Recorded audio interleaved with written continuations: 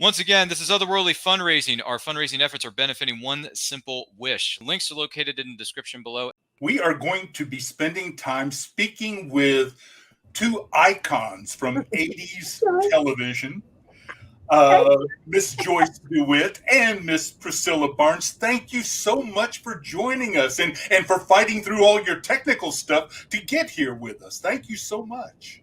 But I have a question. Where's Joyce? I see you. Is that her, that gorgeous woman with her? Oh, get out of here! Her gray hair. I didn't even recognize her. Oh, you're so ornery, honey. That 5 minutes ago, I thought I'm going to be like, "Where's Joyce?" I'm the one in the pink shirt. that electric pink. I was trying to figure out what to put on, and I was like, "Well, my fingernails are already pink. Maybe I should wear pink." So the wardrobe question was very simplified by the fact that my fingernails were pink. Well, pink is always a safe bet with you. I think it is your favorite color, right? It's one, yes. Yeah, I'm comfortable. But I'm going through a blue period, so it's interesting. Oh. It's a pearls one. Or color-wise. Yeah, I don't know why. I've never been someone drawn to wearing blue or whatever. But for some reason lately, I'm in my blue period. And I tend to be drawn to something if I'm looking in a window, a store window that's blue. And the few blue things that are actually in my closet, I tend to pull them out and put them on. But today I'm on pink. So shut up, Joyce, enough about what I'm wearing. Okay. But it's excuse me one second. Again, we are so happy to Joyce have and you I here. can talk for hours about That's all right. I want that. I've got a couple of questions. Please take 10, 15 minutes to answer each one. Because I've got the 30-second dance button ready just in case. I just have to ask you, Doug. I mean, now is that on your birth certificate? Is that how you spell Doug? No, and it's kind of a boring story. I was an artist back in high school. My last name's Hubler, starts with an H. And I was looking for a way to sign artwork because my dad was an artist. He had a very distinctive signature on his artwork. And I was looking for all this stuff. And of course, during a 2 a.m. drunk on beer, stopping at the donut shop, I realized, wait, D-O-U-G-H, H is in my last, I could just write that all as one word. That would be my signature. And then after 50, 60 years, Doug just didn't look right without an H on it, so I changed it. Isn't that right? But well, no, it's just that in LA, actors, right, always come up with new inventive ways to spell their names, right?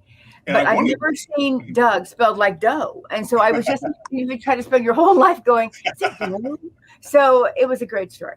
Well, anyway. Thank you. We hopefully will have some of our viewers coming in with questions for both of you. I've got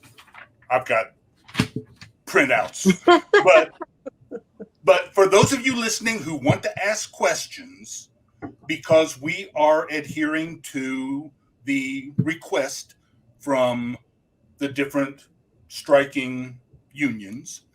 So before you knock on our door, wink, make sure that you don't mention the name of TV shows and movies or the characters' names. We can get around that. We can skate. We've been doing the whole Voldemort thing, the show whose name must not be mentioned. You know, we're calling it the show we can't say the name of. But we're kind of stuck with that. I think Priscilla and I are both confused. I saw her looking to the ceiling at the same time. And you too. I'm confused. Yeah, we're not allowed to mention characters or names of films or TV. From what I understand, and I'm sure one of our administrators will come in and correct me, but the way I understand it, we're not supposed to mention that company of 3 television show or the actors' characters' names. We can talk about the actors, we can talk about roles, but I just spent some time with Dwight Schultz a little bit earlier today, and he was very comfortable dropping names and dropping episodes. So I don't know how that's going to play out, but that's what I was told. I was told, don't mention the show. Don't mention the characters' names. Doug, who told you that? The people running this charity event. I'm sorry. Oh, the producers. Oh, the people running this, like, is it Kristen? Right. Okay. Yes. This is obviously, this is an unusual thing that obviously Priscilla and I have never encountered before. We will do our best not to say anything. So we can refer to me as the dark-haired girl and her as the light-haired girl who were in that show that 3 people were in the center of. We could try that and see how long that lasts. Probably not very long. You can do that. Did you guys go black, or is it just me? I can still see you, honey. You're still on camera, even if you don't know it. You are. So don't do anything ridiculous like blow your nose like I did. No, I'm serious. Have you guys always seen me? Yes. In the last minute? Okay. Because my screen went black. I lost the 2 of you. No. Just before then, it was like you know, I missed a lot of what you don't have to go back over it again. That isn't my understanding of the strike. I mean, we are not promoting something new for money. Right. Charity exempt, as I understand it. It's only if we were going to go to Comic-Con, or we're going to do commercials or studio pictures. Because as you probably know, there are waivers. So people are allowed to still work as long as there's a waiver. So that's why I don't really think it's applicable to what we're doing today. But if Kristen's worried about it, I mean, what do you think, Joyce? I think that I agree with you that I do not understand that at all. That's like, what? But if the organizers feel that that is essential, then we will do our best to abide by it. Yes. Okay. And if you slip every once in a while, that's fine. I'm gonna try to adhere to that. But I mean, you live this. This is your experience. We cannot mention the show that we are here, that we have met on and worked on for so many years. Well, it's the time we can talk about the show. It's just we're not supposed to say the actual title. And we can't say our characters' names. Is that correct? Is that what you're saying? That's what I understand. Okay, doke. And now, does that include if we talk about other people, their name? You know, we can say their names. We just can't say their TV shows and their characters' names. Okay, you can talk about Norman Fell, but I'm not sure that you can mention his character's name. Okay. All right, we will do. And I'm sure Kristen will jump in and say something here pretty quickly. We'll do our best. We actually have a question. Are you ladies coming to LA anytime soon? Carly Ritter and I would love to meet up for lunch. This is from Jessa Ritter. So, Jessa, how do you know Carly? Well, hopefully she'll jump back in here again. I'm wondering, is that a relation to John Ritter? Carly is John's daughter. Right. But I don't know who Jessica is and how she knows her. Right. So that's what I wanted to clarify. Well, we've got other questions. He left her. I've got questions to ask before we get to these other people. Because you both, first of all, we mentioned the strike. I made the mistake of asking somebody if they have personal views of the strike that they feel like sharing, but I asked at the end and of course went over time. So let me throw that out here at the very beginning. Do you have personal opinions, personal feelings about the ongoing strike with SAG, AFTRA, Writers Guild? And is there something that you feel comfortable in sharing with us?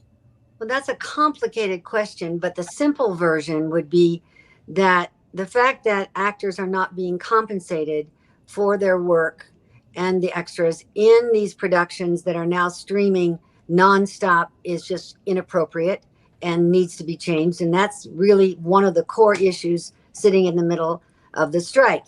That in the time when we were working in a television show that cannot be mentioned together, when you recorded a show, there was an arrangement of when they reran that show, the financial compensation to the actors, to the writers, to the directors, everything. So everyone involved. So therefore, when that show was rerun, there was a financial compensation much, much, much, much smaller than what you were paid to do the job. However, it's like the difference in your mortgage payment or your utility payment. So that was how things were done. then during this period of transition, when the streaming thing got invented, producers took those finished products, which are just sitting there on a shelf, which doesn't cost them any more than how much it costs to mail a letter across town to hand it to a streaming service who is paying them billions of dollars to air it, and they're keeping that all to themselves and not sharing it with the people who made that product for them, because that contract streaming services didn't exist the last time the contract with the unions was laid down. So now that this has come into play, it must be considered in the contracts as well, in all fairness. Right. Plus, the extras are concerned with the whole AI thing. Actors who work as extras in film and television, they can work the first day and on a film that will shoot, let's say, for 30 days. After that first day, the producers can take their image and AI it into any scene, so that this person who's feeding their family, so paying their mortgage, gets paid for 1 day's work instead of 30 days work. And that's another thing. That's another, as my understanding, those are the two primary issues. And I can't help but support them both fully and completely. Yes, I agree. And it is my feeling that those of us who are not basic pay actors in SAG and AFTRA it is incumbent upon us to support those who are being paid a daily salary in this process. That if we don't support that, then there's something very wrong, I think, with our thinking. So I'm completely in support of what they're doing, even though my heart breaks that they're doing it, because it's not an easy thing to be on strike. No. And I remember I wanted to be an actor. I came to LA. I talked to casting directors, and I was told the truth about what the reality of pay is, that maybe 85% of working actors make under 30 grand a year. And that, we grew up seeing movies and TV shows of every actor owns a mansion and this huge, and tennis courts and swimming pools and limousines, when none of that was, I'm sure there were a very small group that had all that, but the working actors are making less than school teachers. And that both of those are a sin. There are only 10 to 15% of actors in the SAG-AFTRA union who actually make a full living at their work as an actor, who don't have a day job in order to support their ability to seek the work that they love doing. So it's very rare, numbers-wise, members of the union that are actually paying their bills and living off of what they make as an actor. What they're making as an actor needs to be supplemented, as many other professions as well, and many other people working 2 or 3 jobs in order to support their families and pay their mortgage. But that is true. It's 10 to 15% of the union members who actually only work 1 job in order to support themselves. And for that to be then diminished by the greed of the producers, I'm sorry, I don't mean to label by using the word greed, but that's exactly what it is. It's going on so much in our country right now. It is imbalancing our ability to breathe free and to feel safe. And that the greed, if we diminish the greed factor in our society, there'll be so much healing. It'll be unbelievable. Yeah. Absolutely. Your show, starting in the late 70s, 77, I think, we talked about reruns.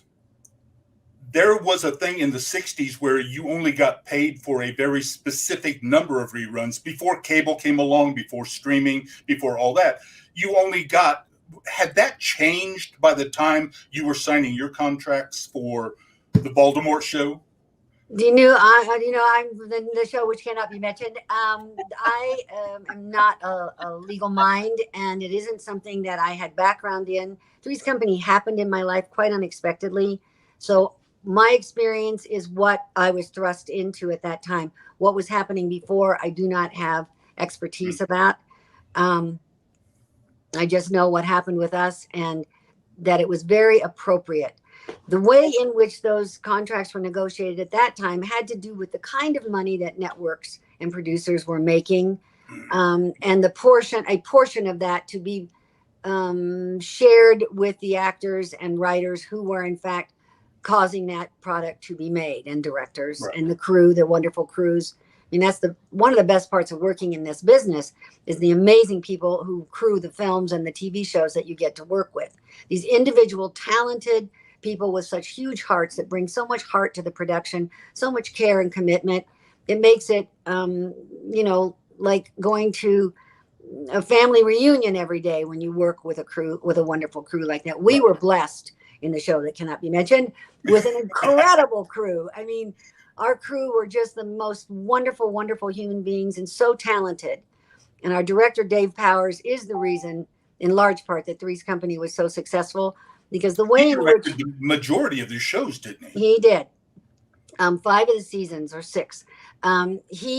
When we say we shot live, we shot that show as close to a live one-act play as possible, without any stops, without any change, without any shifts, where we would just do the play for the audience. And it was because Dave's skill and talent in working, guiding the crew, and the talented crew members that we had who were able to keep up with him, that we were able to shoot it that live.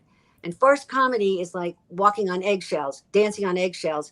You have to, it's like being shot out of a cannon. You don't stop running until it's over. And because Dave was so talented at running the crew that way, and our crew were so gifted in following his lead and keeping up with him, we were able to do that show at the speed of light. And that's why it has so much to do with why the show survives so well, even to this day, that it really is live, really is live. And people have that experience. You can feel it. I mean, it's like theater. Well, you started in theater. You were young, very young teen. You started in theater. So, and you did theater before lavalier microphones. You had to project. There was a totally different acting style. But I do want to ask Miss Barnes, you came into the series late.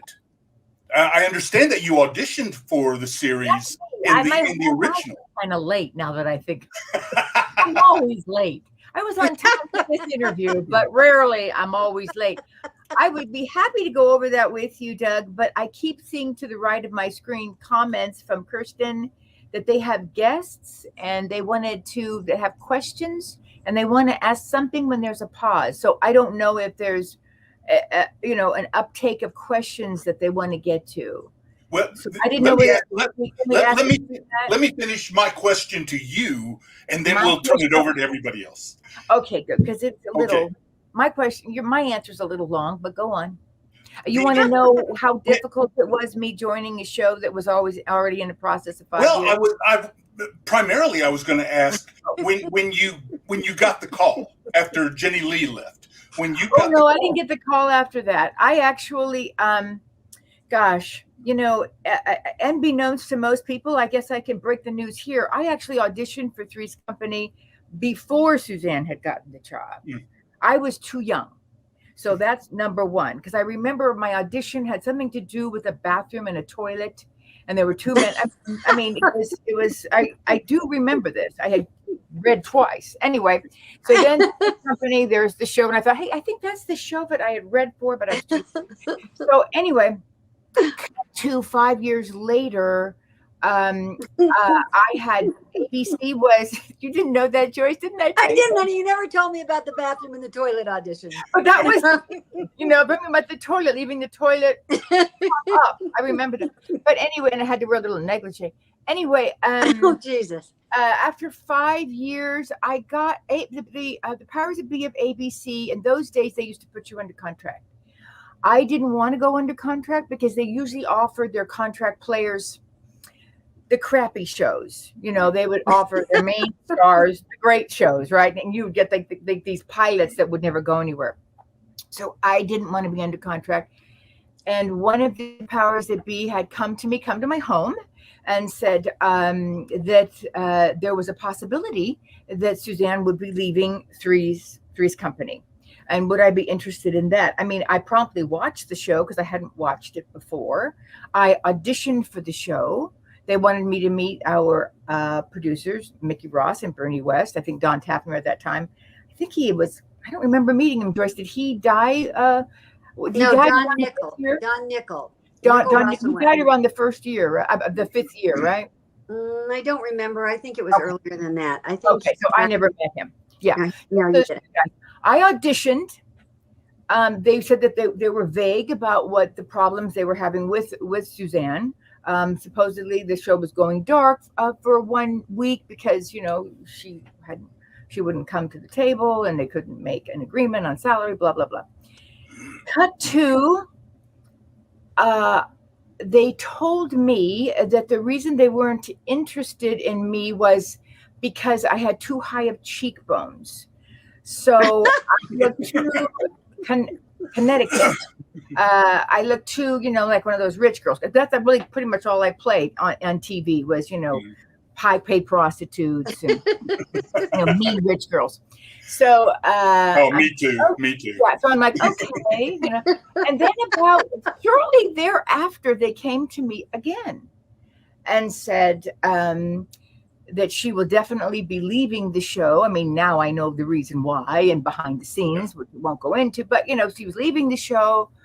And since I've read before, what I come to it, because in those days you read for the executive producers, and then they had you come to the network, so you had to read it in front of network people, which were very nice, but as Joyce will, I'm sure, back me up, they were like lawyers. You know, you wouldn't like, yippee, I get to read for, you know, network. I mean, it's a very stoic environment.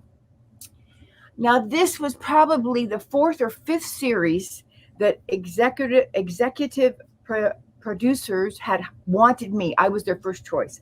I would go to network and I would choke. I don't know what it was. I would get in front of these people in the room and I would choke. And so they asked me to go to this network again. And I said, I cannot go to the network because I choke. And I don't want to go there. It's an unpleasant experience. So they had me come to the producer's office building. It was on Wilshire. They told me there were 3 other girls, that it had been narrowed down to 3 other girls. Now they told me this to my agents when they were trying to negotiate, you know, salary. So when I get there to this office building, I'm the only girl there. I'm the only actress there. There's nobody else there. So I go in. The head of casting at the network, Mickey's there. You know, about maybe it's a very light room people-wise. So maybe there's only like 4 people. I auditioned the same scene that I'd read before, and a year and a half before, and they said, congratulations, we found Scarlett O'Hara. They hired me in that room. Wow. So that is kind of unheard of, because normally you go back, other people go in, you don't hear about it. You might hear about it at the end of the day, depending on how fast they want to shoot. But so that's how I got the job. So, but I'm always being told by people that go, you know, it was between you and me. And I always think, I didn't see you in that office building when I entered the room, but okay. Well, strange you say that, because I think it was between you and me for that role at one point too. I mean, that's actually how I got that's the actual. That's the actual mechanics of how I got the role. Well, we have questions coming in. There you go. But I do want to point out that we are doing this for the One Simple Wish, which helps to make the lives of foster kids just a little bit easier. And so if you can contribute, we were shooting for $1,000 today. We are at $940. So Yay! any of you can bring in, we would love that. So we have What Got You Both Into Acting from T. Hawkins. Now, I know, Joyce, you started on stage. Yes, but what got me into it was falling in love with old movies. What Clark Gable and Spencer Tracy and Katharine Hepburn were doing is what I thought I wanted to do. Years and years and years later, when I first did my first TV film, I realized it wasn't acting at all that I had fallen in love with. It was directing and cinematography, that it was the way the camera moves and the use of light and the composition, decomposition, recomposition. It was the movement of the cinema that stole my heart. It had nothing to do with acting, but as a little kid watching old movies, it looked like it was what Spencer Tracy was doing that I found I was so drawn to. And it really was the art of cinema. And it broke my heart when DPs decided they wanted to be called directors of photography, not cinematographers. I couldn't believe they would give up that title. Right.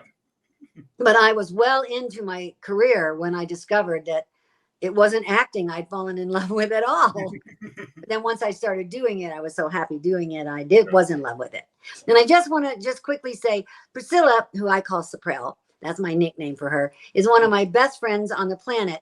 And yet, even though I know the story of her coming into Three's Company, I had never heard about, I mean, that show that cannot be mentioned. I had never heard about the toilet seat or that was a new wrinkle. That was a brand new wrinkle. I'm glad that I was able to come up with something different. You did. And I do apologize for my allergies being so terrible right now. I don't know why. It's the wrong time of the year to be having allergies, but it seems like allergies go year round these days.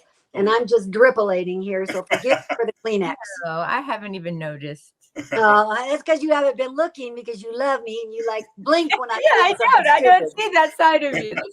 You're blinking when I do something stupid because you love me. So, Priscilla, what led you? Do you remember how old you are? What the situation was when you decided? What led me into acting was probably a dysfunctional family. You know what I mean?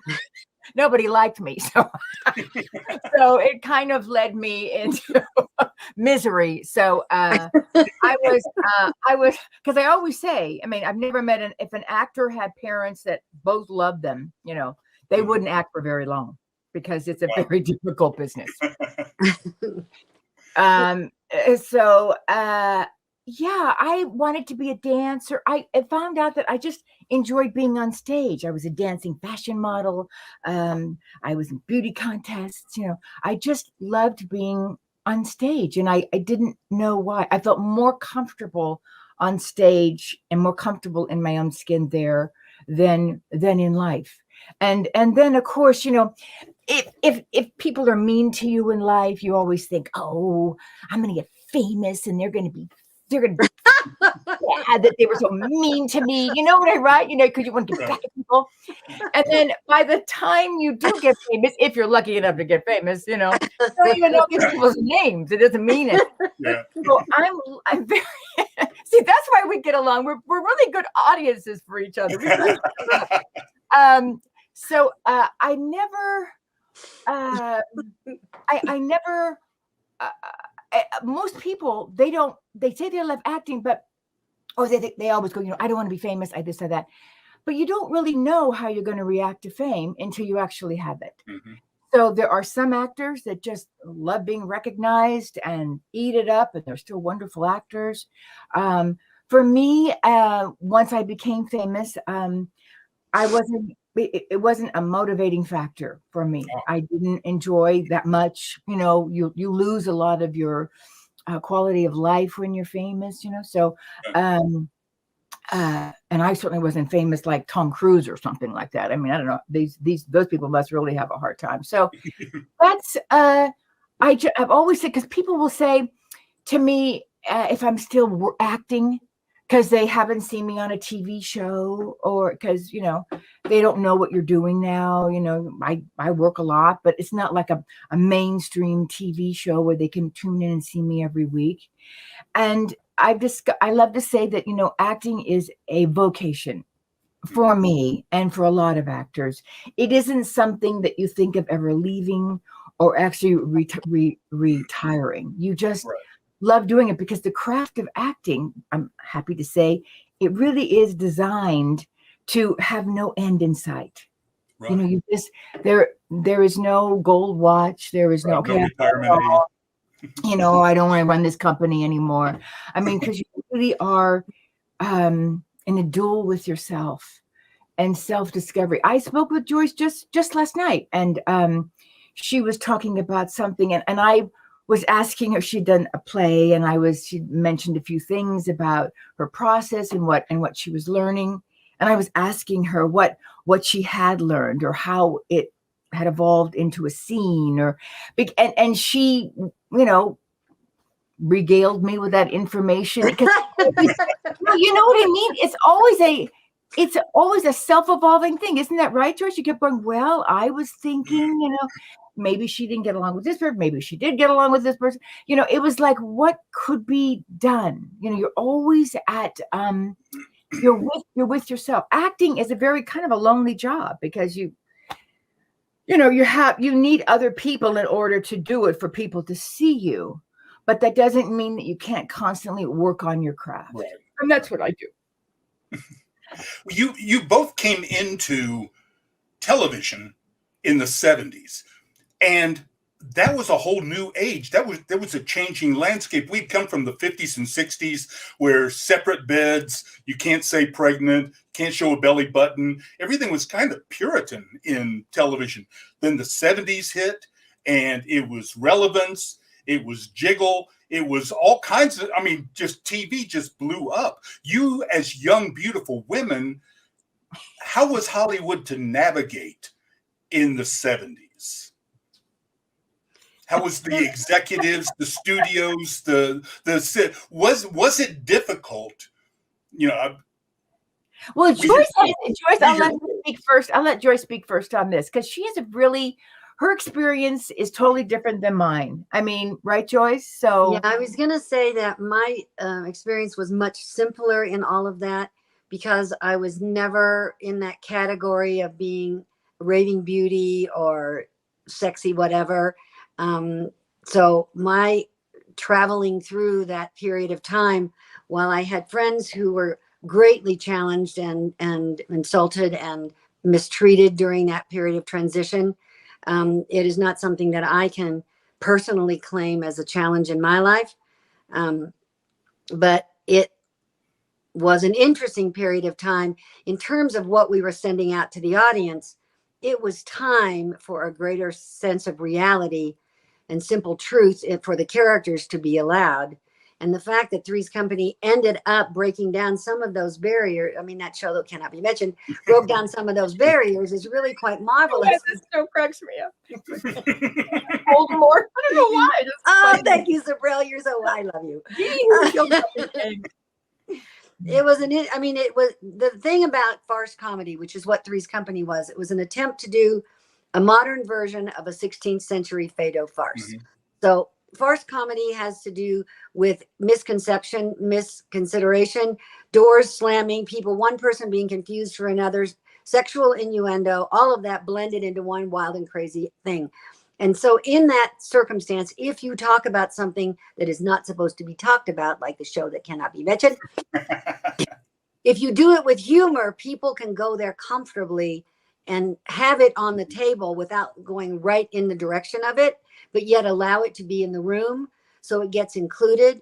So Three's Company, quite by accident, ended up being a part of that opening of our ability to consider more things on the television screen than we had before. It was not our goal. Our goal, Jonathan used to say, that fellow who cannot be mentioned, who played the central character, that guy living with those two girls. Well, you can say his name. You can't say his character. Okay, well, Jonathan used to say, we're not trying to make someone laugh. We're trying to make somebody laugh so hard they fall off their couch laughing. There it is. And so there it was. That's all we were trying to do. It was a wonderful accident that we contributed to opening up the conversation of sexuality, of the gay community.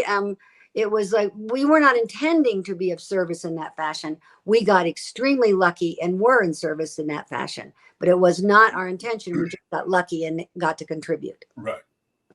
So there's that. And Sapril, you can now talk about being a beautiful blonde at that time in life. Long story. Now I'm a beautiful blonde. We've got 20 minutes. Long story. I saw a question below me that said, and we're still at 9:40 in donations. Here's some. I want to answer something, and maybe somebody will give us $60. All right. Let me read from Cindy Bell. It went away.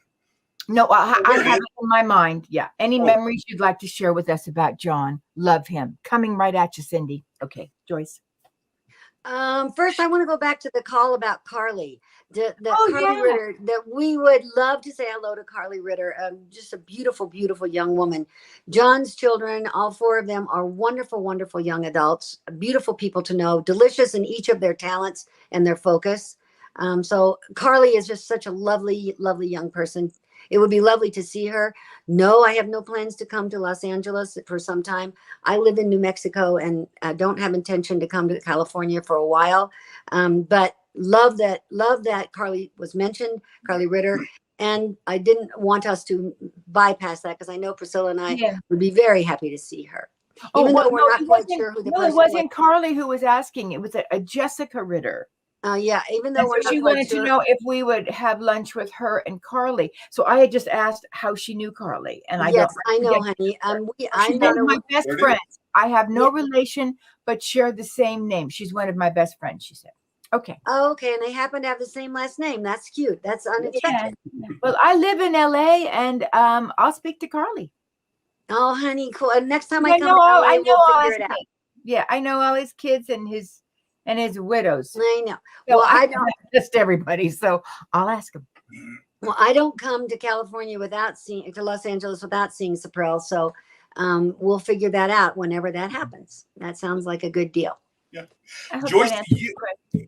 Well, when Priscilla came on, Don Knotts was in his position, but Joyce, you got to work with Norman Fell, who was also one of those, and I really miss the stable of actors from the 50s and 60s television that appeared on everything. One night would be a murderer on Perry Mason, the next night a buffoon on Bewitched. They just wide open talent. And Norman Fell was one of those. He played primarily dramatic roles, but and then just I don't know if he was the only cast member to break the fourth wall on your show constantly, but no, was he, Joyce? I don't think so. Didn't Dick Shawn break the fourth wall? Well, that deliberate bit for Norman's character was a running. Was the only one. Yeah. How about Don? Did Don do that? No, he did not. Okay. Well, I mean, subtly, but not as deliberately and constant as Norman did. Yeah. I mean, and I'm trying to think back. I believe that Norman created that moment. Probably. And the producers had the good sense to jump on it and create it over and over and over again. Yeah. But I think that Norman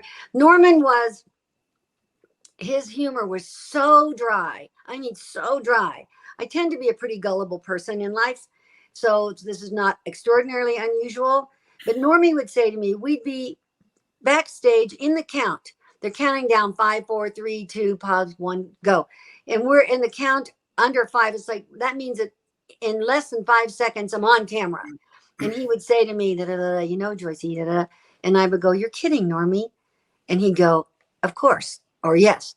And I mean, then I'd be like, oh my God, I have to go on. And I don't know whether I'm supposed to laugh or cry. That his humor was so dry. Whereas little Donnie Knotts, so I call little Donnie Knotts because Don would never, ever ask for there really wasn't anything a little about Don, I gotta say. But you are so bad today, honey. No, I'm in a very good, innocent, the reason I would call charity way. The reason I would call him and that is he would never ask for himself. So I would always kind of make sure that he had water and food and whatever if we were out on location shooting titles or something.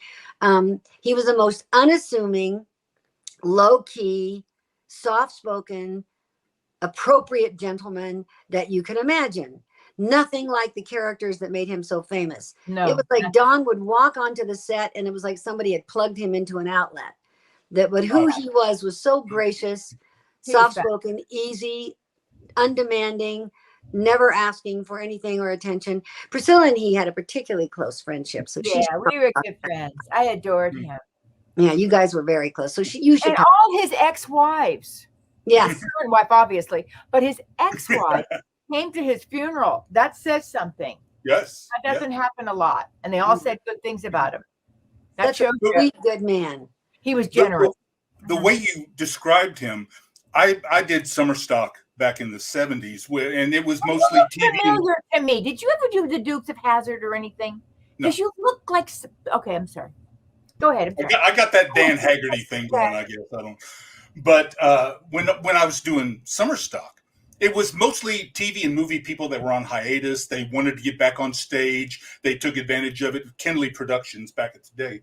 But, John Kenley, yes. Yeah, John Kenley was just a dear man. Really fine producer and a lovely. Was he the one with the theater in Iowa? The one that Don loved doing? No. Plays at? Okay. Sorry. No, honey, that's actually in Kansas City.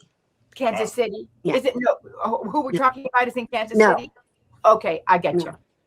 Go on. But your description of Don reminded me of Frank Sutton, who played Sergeant Carter on Gomer Pyle.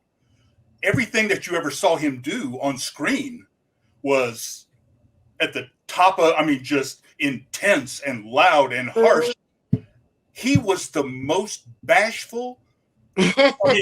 All shucks. He was just so soft spoken and just so bashful. And you would give him a compliment, and he'd kick his toe in the dirt, and blush, and So I was getting that vibe when you were talking about Don Knotts. Don's like that, yeah. Well, and I don't want to underestimate Don's craft and talent. His daughter Karen talks about how she would sit out on the floor outside the bathroom door. And when she was growing up, and Don would be in the bathroom rehearsing, and he would go over every line, every word in every line, over and over and over and over until he had it exactly the way he thought it would be the funniest or the best. So he was quite a craftsman and quite committed to the craft. It wasn't by accident that he walked out on stage and was hysterical. It was very much his intention, his commitment to the work and his craft that caused him to be that good. It's just that those characters were nothing like who he was. Do we have another question before I go to one? A question. We never answered. I forget her name that had asked the question. The question about how someone, obviously they love the show. They love John. Do we have any stories about John? Right. We have 5 billion. Any memories you would like to share with us about John? Oh, wow. That's a long one. I know, such a heartfelt subject even to think about talking about. John was, unlike a lot of really talented comedic actors or comedians, John did not require being the center of attention or try to be the center of attention.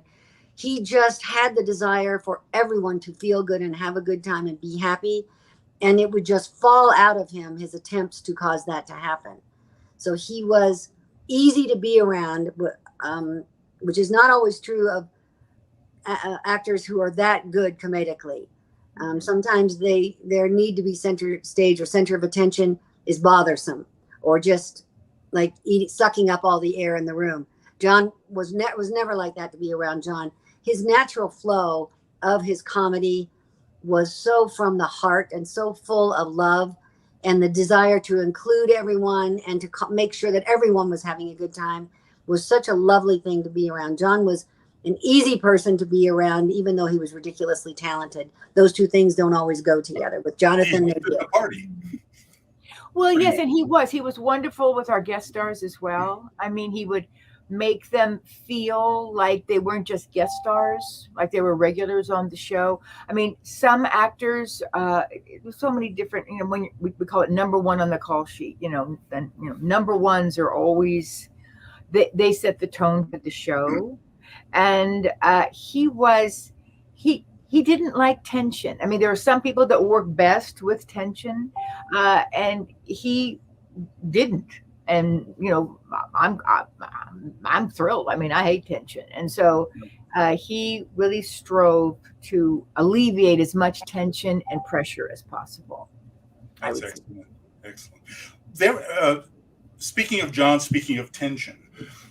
All we had, like I said, before all the channels and all the streaming and all the internet, all we had was TV Guide magazines and tabloids. So that's all we had to go by as far as hearing things. There seemed to be some tension when Three's a Crowd got launched, that they did it sneakily. You weren't aware that this other series was spinning off. Was there anything to any of that?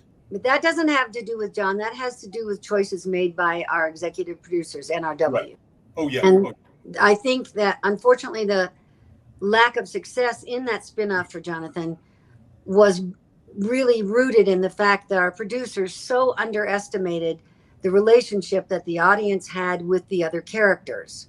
The disappearing of those other characters, just like that, without any transition or evolution or preparation, was too harsh and too difficult. And it really was, in my opinion, and it is my opinion, mine alone perhaps, absolute underestimation of our producers of the relationship that the other characters had with the audience, and the fact that they were essential to the support system that allowed the Tripper character, we'll just say Tripper and maybe get away with that, the Tripper character to be who he was, that there was a surrounding force that allowed him to dance at the speed of light. And they underestimated the value of those characters and the relationship of the audience to those characters. I mean, you were a triumvirate for the best part.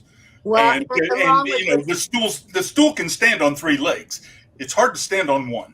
No, but along with Richard Klein and with Don Knotts and with, I can't think of the wonderful actor who played our bartender at the Regal Beagle, along with the ensemble that were there creating the ambient space. But the primary characters, indeed, those relationships, that character, John Ritter's character cared about these characters. Mm-hmm. When you take him out of that environment without transitioning it gracefully, you leave half of his heart behind. And the audience is aware of that. They are living in the space of that transition that has not been made. And I think that's why they were not successful in that. And I'm not sure, maybe I was quoted or whatever about not being happy in that transition. My only issue with that spinoff ever has been the inappropriate way in which our executive producers handled the transition. That they did not do it with grace. They did not do it with kindness. They did not do it with heart. And that was just Three's Company, that show that cannot be mentioned, should never be dealt with without heart, because that's what it was all about. Yes, love and fun. So absolutely. Joyce, do we have another question? Is there another question? I thought one came up. I just got, you have 8 minutes left. Yes, I know I've got 8 minutes. Oh, but I can't see the clock.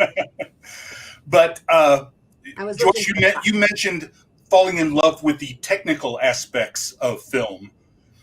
Have either of you ever had desires to direct or even produce your own projects? I cannot say that. I did not mean that I fell in love with the technical aspects of film. Being in love with cinema, with cinematography, is a mesmerizing, meditative, magical experience. It's what everyone goes to the movies for. You sit down there in the dark, the light goes to the other end of the room. You go on the journey of where this light is taking you. And that exchange, that giving over, is a very magical experience. It's not a relationship to the technicality of it. It's the gift of these great film directors. I mean, people ask me all the time, like, what part do you want to play? What play haven't you done? I'm like, I don't have a bucket list or a wish list. But if I had one, it would be to be in a film directed by Robert Redford or Clint Eastwood, because they are really, really good filmmakers and they understand actors as well. But they make a piece of cinema which captures you and takes you in. I mean, that's the thing I fell in love with, that experience of being taken into this magical experience of storytelling. Not that I would ever have the craft or ability to do that, but I certainly appreciate it and love the magic of it. Oh, is there an actor you'd love to work with? I assume that you never got a chance to. Is there an actor you would love to work with? I'd love to work with Scott McNairy. I can't think of his. Jeremy Allen White from The Bear. Jonathan Tucker. There's so many. I like those actors that, you know, when you watch them, like, does anybody know who Jonathan Tucker or Scott McNairy is, or a Pedro? Is it Pedro Pascal? Yeah.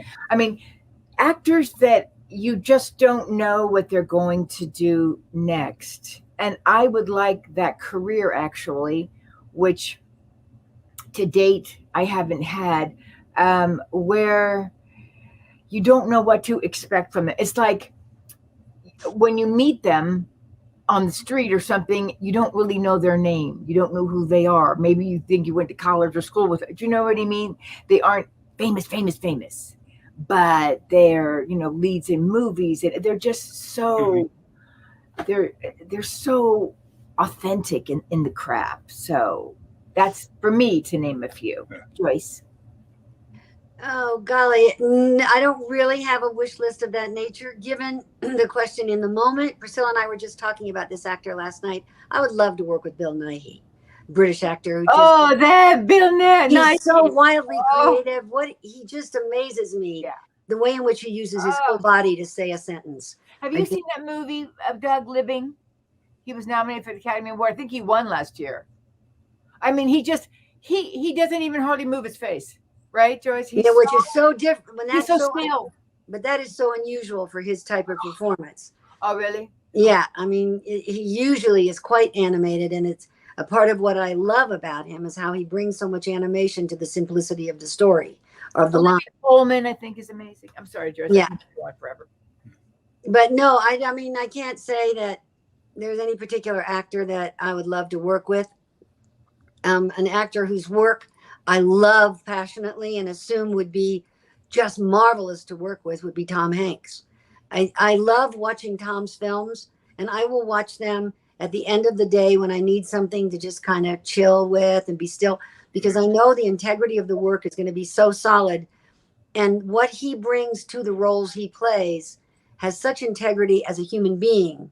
And he's a wonderful screenwriter. Yeah. He's very talented. For that. I mean, what very talented. That last movie, what was he wrote the screenplay for? On the submarine? I mean, it's like, oh God. Very talented fellow. But I enjoy the personal integrity that he brings to his characters. That is lovely to be in resonance with for a while. So I would reckon that I would just be, as would probably any actor in Hollywood, ridiculously happy to work with Tom. But do I have a wish list of actors that I'd like to work with? No. Just if I had to have a wish list, it would be I'd like one of the either Eastwood or of course my brain went dead. I love Colin Firth. I think Robert Redford to direct. Yeah. Because they're just really good. I mean, I really so appreciate good filmmaking. Clint Eastwood is just a wonderful filmmaker. I mean, he directs a piece of cinema that is so worth watching. Just the excellence of how it was put together. The biggest surprise to me from Clint Eastwood was the Jersey Boys, directing the musical The Jersey Boys and doing it live, not having them lip sync to the songs, and casting people who had been playing those roles on stage for the movie. I mean, essentially unknowns. There was one point, one of the main cast members was sitting, and the rumor is that Redford rehearses you into the ground. I mean, it's just you rehearse a scene to the max before you film it. And he was sitting and talking to this other actor who had been doing this for years, either on Broadway or on the road, playing that same role. And he said, "How many times do you think you've played this scene?" No, 700, 720. He said, "That's enough rehearsal. Let's shoot it." And that was how they went to it.